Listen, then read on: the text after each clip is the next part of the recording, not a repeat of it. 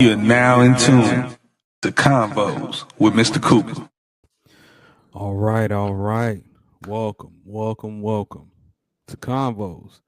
I'm Mr. Cooper, and man, as I told you, starting off with this season of Convos, I was bringing in the best, the top professional wrestlers in the game, people that I've seen personally, people that I look to as skyrocketing in this business, and this will be no different. This show will be no different, man. So I'm gonna give him the intro that he deserves before he come in here because he's a busy man. But man, on today here on Convos, my special guest in this journey is a professional wrestler who's basically taken Florida by storm and any promotion that he goes into, really hailing from Haiti. You know what I mean? And just dropping on the professional wrestling scene, he has made his own mark. To my knowledge, he is the very first, inaugural BRCW heavyweight champion. And right now, I'm going to just give it to you blood raw. I think this man is a superstar. I think this man is going to go places beyond even what he thinks. But we're going to get into his story. And right now, I want to welcome LAKAY. How are you, Hey, sir? I'm doing all right, Mr. Cooper, man. I'm doing great. Thank you for the introduction. That was a Man, really great introduction, man. I appreciate it. listen, brother. We've talked a couple of times, man, seeing each other, and I'm so glad that we were able to get this done and to get this happening right here on Convos. As I told you before, my show is used to bring the stories, to dig a little deeper into the life of whoever I bring on. And in this journey, I'm a professional wrestling connoisseur. I love pro wrestling, and when I see talent from any promotion and from any area of wrestling, I like to shine a light on it. So that's what we do here. And I just thank you for taking the time, man. No, most definitely. I appreciate it. You're doing a great thing, man. You're doing a great stuff. Man, thank you. Let's just get started. Let's dive right into it. I'm curious to know about your origins, your background. So I guess my first question is, what inspired you to step into the world of professional wrestling? Oh, I was like, obviously, I was born in Haiti, and then when I came to this country, um, we didn't have a lot of channels on our TV, and I remember one time flipping to the channels, and I started watching wrestling. And then my parents would catch me watching it, and then coming from the islands, your parents they kind of want you to like focus on certain things, like go to school, you become like some kind of doctor or lawyer or policeman or something like that. So when they catch you watching something that like, oh, you might be this might catch his interest, and he might go ahead and try some crazy stuff like wrestling. They kind of like would stray you away from that. So I would try have to sneak and watch wrestling from time to time. And then my very first wrestler that I really liked a lot, what kind of motivated me, was my favorite wrestler was the Undertaker. So I liked his character. I liked everything about him. So it just kind of made me. I like, oh, it's something I could do, man. I can definitely do something like that. So that's kind of what inspired me to become a pro wrestler. And then I wrestled in high school. I did some underground fighting, but I've always wanted to have a character, something like a showmanship, something like that. So that's where pro wrestling came along. Well, I understand that. You know, my family's from the Bahamas, and so it's very the scene in a lot of things is very limited on what you can see and what you're shown or what you're accustomed to. Hmm. So um, how was that journey starting? Like, how did you find out about a school, if any, and how did you find out about training? Yeah, man. My very so one of my jobs that I was working in, I used to one of my clients actually Matt Mashler. He was one of my clients, and then we became really good friends talking about wrestling. And then one day, he had a party at his house. He was throwing something for actually Mick Foley. So Mick Okay. Foley came to his house, and I went to his house, and I was stretching Mick Foley, and then I started asking some questions and stuff like that. And then he told me I got to find a school, got to find some areas. And I started talking to some of the guys, and then uh, one of the guys they told me there was a few schools. There was one in Pompano at the time. There was one in Miami and Dania Beach. That happens to be Gangrel. Gangrel had a school down called GWA in Dania Beach. So Okay. I remember growing up watching Gangrel too. So I definitely went ahead and checked out his school, and that's how I came in contact with him. It was probably one of the best decisions that I made. And what's some of the misconceptions like getting into and starting training? You know, because of course you see it on TV. You know, you have the mindset that this is what you want to do, but once you get in there and actually start your training, how is that for you? Yeah, man. I think with a lot of people think it's easy. Like they don't understand like the hard works that come with it. Sometimes you see certain things and they're like, these guys, they're not. They don't look that hard. I could do this, and but like when you get to the training, I've been with people that like all their life they want to become wrestlers, but once they start like doing the moves and they're putting in the work, the practice, it takes them out. They can't handle it. So Some of them ain't built for it, yeah, and they're not built for it, but and they realize that. they Yeah, realize it. yeah, man. So starting with Gangrel, how was that preparation, and how long did it take for you to have your first match from training to your first match? How long was that for you?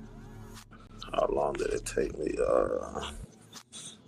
Um, he's a hard coach, man. I like that about him, man. Like he definitely makes sure that you get everything like like strict, like by the books, and hard work. And it took a while. I want to say maybe 7, 8 months. But that Okay. wasn't like a match. It was like more like a match they just threw a bunch of people in, like just to get like a little experience. It was like Right. I want to say maybe like a Halloween showdown. You just come in and dress up as a Halloween character, and then you just go in there like a battle royale.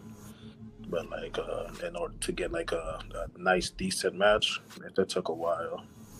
It took a while. Got you. Got you.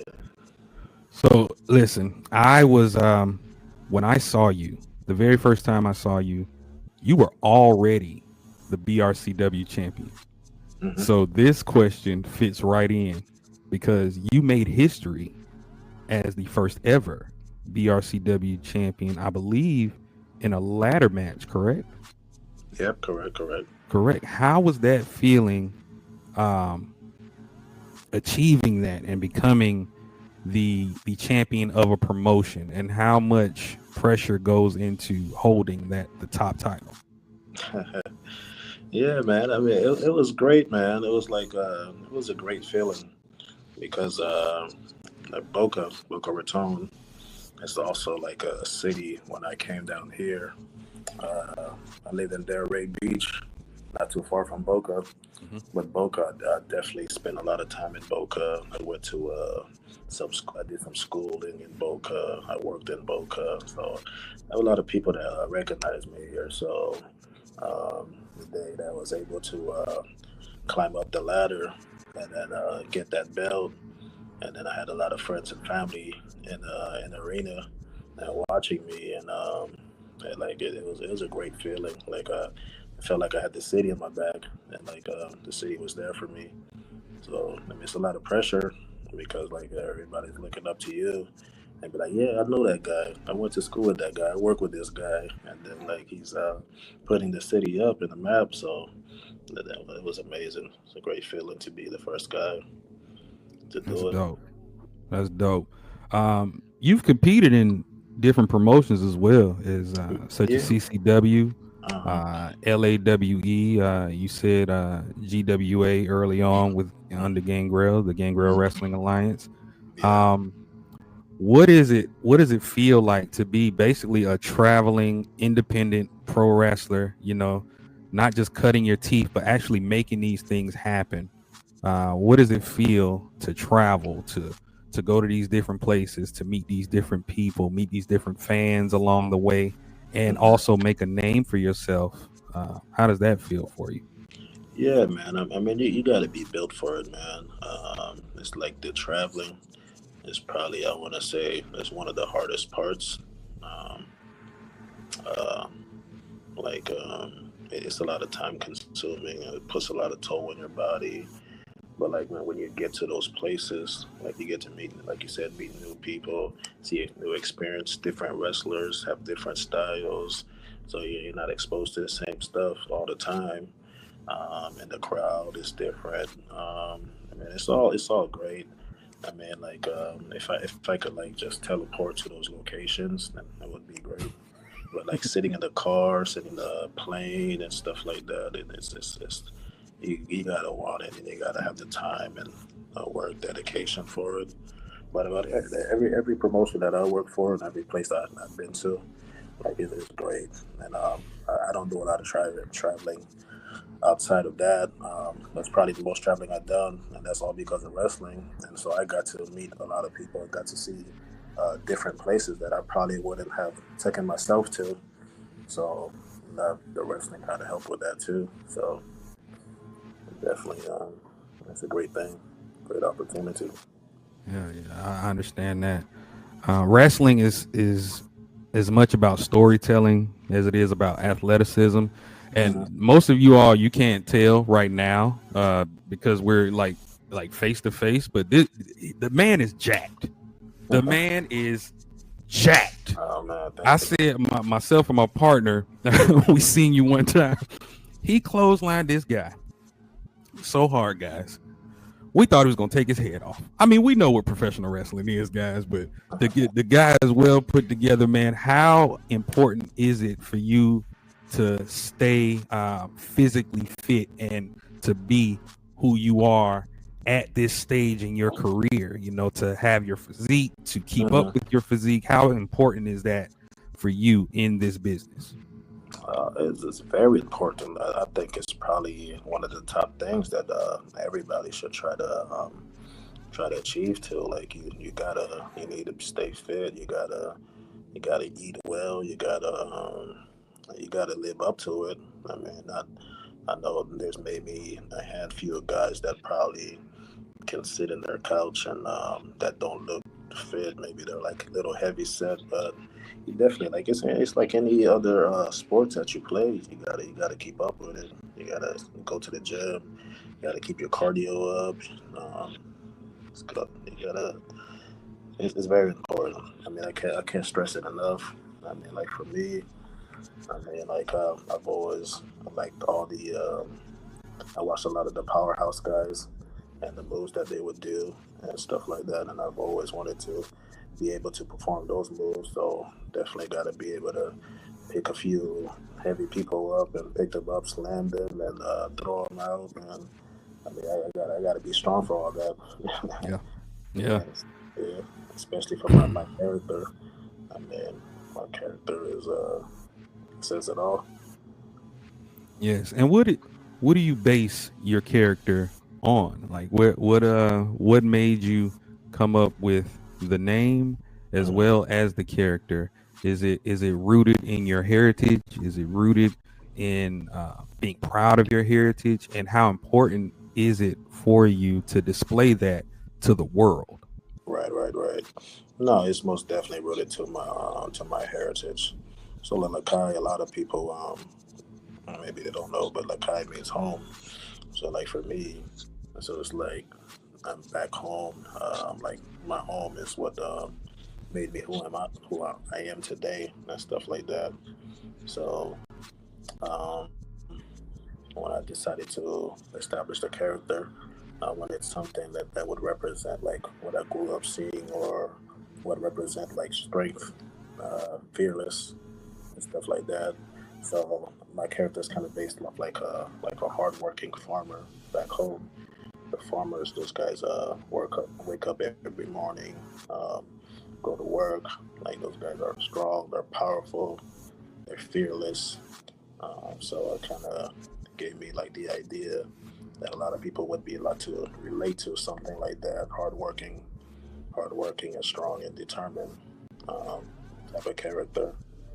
And then like I mean like where I've come from, like if I anybody that hears the word Lakai or like they already know. They So know. it's something they know what it is. So Off rip, yeah. I can damn sure appreciate that, man. It's important. It's important to not only create a legacy, but it's important to display that, especially for those back home, for those that are watching and that may just look up to you and say, okay, nah, if he can do it, I can do it. You know what I mean? So that's very important, man. Yeah, there's not a lot of to my knowledge, not a lot of Haitian wrestlers out there. So so you breaking the mold. You breaking the mold. You know what I'm might be saying? a handful of guys, but nobody really. There might be some guys, but they don't claim it. They don't claim it, or they don't. You don't know that they are. But like for me, I didn't want to shy away from that, so I'm gonna let it be known that this is a guy. I love that. I love that. Tell us something that fans may not know about Lakai, the character. That'll make them, when they see you on screen or when they see you in person, that will make them gravitate to you. Like the something. What does Lakai do on his days off? What does Lakai do when he's not in the ring busting heads? What's on your agenda, sir? He's eating, man. He's eating. He's eating. Man, eating some Jean. Yeah. Always gotta eat, man. You gotta keep it good. Yeah, I get that. That's that. Everybody knows time to eat, so like that's all I do. Eat wrestlers. Come on. Eat wrestlers. Y'all heard him. Listen, give me your you booked on WrestleMania right now. Lakai versus who in the main event? Lakai versus who in the main event? Of course, man. I'm gonna have to, like I said, the very first wrestler that I saw growing up when I turned up TV was The Undertaker. That's definitely one guy that I would love to challenge, and definitely that would be the main event for me. Hell yeah, man. Listen, I know you're very busy. I'm not gonna keep you too long, so I have maybe 3 more questions for you. And these are my sticklers right here. Here we go. Where do you see yourself in the next 5 years in the world of pro wrestling? Next 5 years, where do I see myself? Next 5 years, like to me, I would love to be in a one of the major companies. That's where I see myself. It doesn't really matter to me which company, because I love wrestling, and as long as I get to wrestle and I get to be in front of everybody on the big screen, and then people get to see me, that I'll be happy. So I think the next 5 years, definitely see myself in a major company. Get that. And I see it. I could see it happening. If you weren't a professional wrestler, what would you be doing? If I wasn't a professional wrestler, what would I be doing? I mean, like right now, I love what I do, so I like helping people. Right now, I do massage, I stretch people. I like working with people to make their bodies feel better, recovery and stuff like that. So if that wasn't what I would do, that's definitely, I would like to help other athletes and people in general, get them well, get them moving, get their bodies on point. So that. And you do have a business. I would love for you to take the time right now to plug your business, sir. Oh, for sure, for sure. So yeah, my business is Body Enlightenment. We're based off in Boca Raton. I'm at 2900 North Military Trail, and then so you can find me if you go to body.enlightenment .net, and just give me a call or search the website, and then I'll hook you up. Got you. And my final question is, what do you want your legacy to be in and out of the ring when it's all said and done?